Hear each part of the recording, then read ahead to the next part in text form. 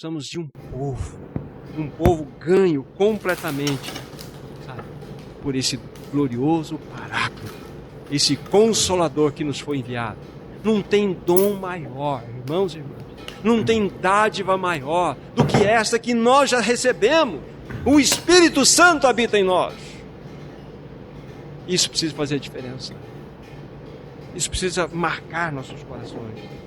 Mas nós não somente somos o templo do Espírito Santo, mas o Espírito Santo, ele também é aquele que testifica com o nosso espírito que nós somos filhos de Deus. Não é isso que diz Romanos 8,16? O mesmo Espírito testifica com o nosso espírito que somos filhos de Deus. 2 versos anteriores, verso 14, diz assim: aqueles que são guiados pelo Espírito, esses são filhos de Deus. E são duas realidades bastante diferentes quando comparadas uma ao lado da outra. Nessa em particular do versículo 14, está falando os que são guiados. Não é apenas uma testificação da nossa filiação, mas agora é uma palavra de orientação, que nós estamos sendo guiados pelo Espírito Santo. Ali fala, aí estão os filhos de Deus, filhos amadurecidos, filhos que de fato Deus pode contar nesse tempo do fim. Irmãos e irmãs, nós precisamos sair da nossa meninice espiritual. Nós temos o glorioso Paráclito que habita em nós, glória a Deus, Ele habita em nós, Ele testifica a nossa filiação, isso está certo, irrevogável. Mas nós precisamos ser guiados pelo Espírito Santo. E na medida em que formos guiados por esse glorioso Paráclito, Cristo mais e mais, Ele se destacará, Ele manifestará a sua glória em nós. Lembre-se de duas passagens, vou lembrar de duas que nós citamos aqui, não pela ordem, mas 1 Coríntios 12, 3 e 1 Pedro 3, 15. Ninguém pode dizer Senhor Jesus, senão pelo Espírito Santo. E 1 Pedro 3,15, antes santificai a Cristo como Senhor no coração. E nós não santificaremos o Senhor, Jesus como Senhor no coração sem o Espírito Santo. Porque ninguém pode dizer Senhor Jesus se não for pelo Espírito Santo. Então aqui está, filhos maduros. Filhos com os quais Ele, Deus Pai Todo-Poderoso, deseja contar nesse tempo do fim. Filhos cheios do Espírito, plenos do Espírito.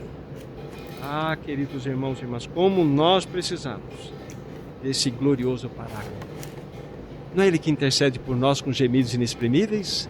É Ele. O Espírito Santo intercede. Olha quanto fundamento nós temos aqui. Olha a presença do Espírito Santo gravitando em tudo que estamos falando aqui. Sem Ele nada podemos. Sem Ele, infelizmente, podemos com a nossa carne.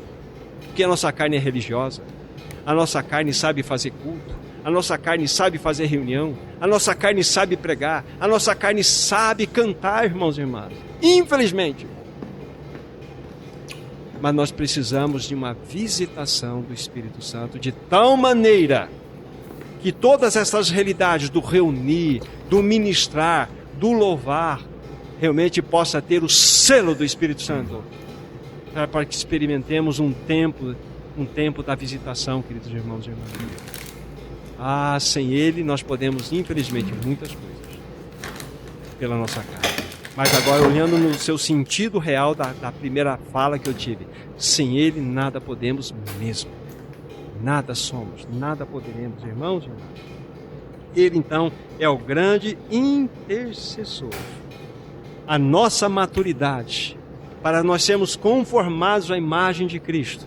Pois esse é, de fato, o grande anseio de Deus Pai. O grande anseio, que nós sejamos conformados à imagem do Filho de Deus. Esse é o grande anseio, dele ver um povo completamente manifestando a glória do seu Filho Jesus. E é somente possível pelo Espírito Santo, irmãos e irmãs. Como nós precisamos conhecer a pessoa e a obra do Espírito Santo. Então nós estamos entendendo que não é tema apenas de uma conferência, irmãos e irmãs. Isso é um grito de urgência que nós estamos recebendo, dado pelo Senhor, para que o seu povo, de fato, se atenha para essa realidade e leve isso para suas casas e busque a face do Espírito para que ele possa se revelar, mostrar, agir, exortar. Como nós precisamos, queridos irmãos e irmãs, que realmente o Espírito Santo ache em nós caminhos que verdadeiramente, através deles, ele possa se revelar para que Cristo seja honrado, seja glorificado. É o Espírito Santo, queridos irmãos e irmãs, que promove a soberania e o encabeçamento de Cristo sobre o seu povo.